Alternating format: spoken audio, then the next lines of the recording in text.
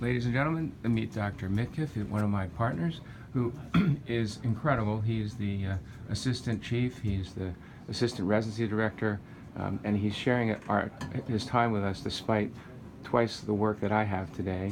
I'm extremely interested in his approach because Dr. Midkiff can just plow through anything, it doesn't matter, and he's using the old system, which I mentioned briefly, is the default system with a standalone PET station, and he's not a headset guy. So, Dr. Midkiff, explain to me your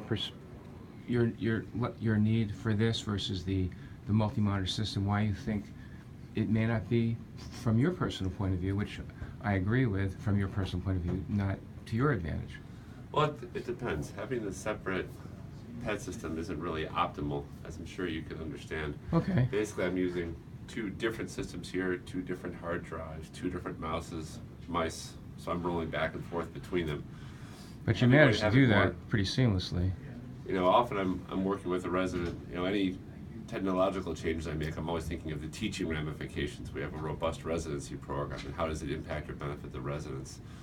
And I often have a resident with me, but still I'm kind of like pushing them out of the way to like roll over here and use the PET system. Having a way to have it more integrated would be advantageous. Okay, so you are open to it.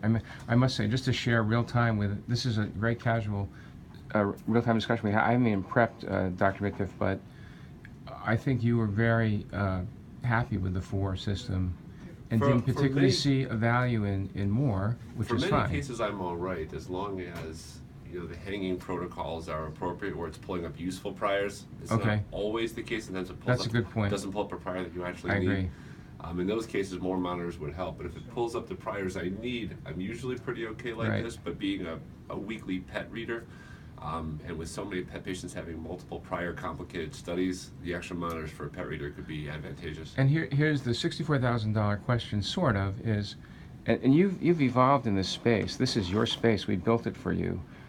Would you be open to the 6-monitor system with 1 box? You can be honest about that. Or I just think, going between 2 systems also kind of sets me up for an increased risk of technical failure. I need both hard drives working. If one goes down, the whole system's kind of in effect. Right, in fact, very good. And Dr. Midkiff is sharing with us the learning curve of trying to integrate 2 boxes. It's not for the...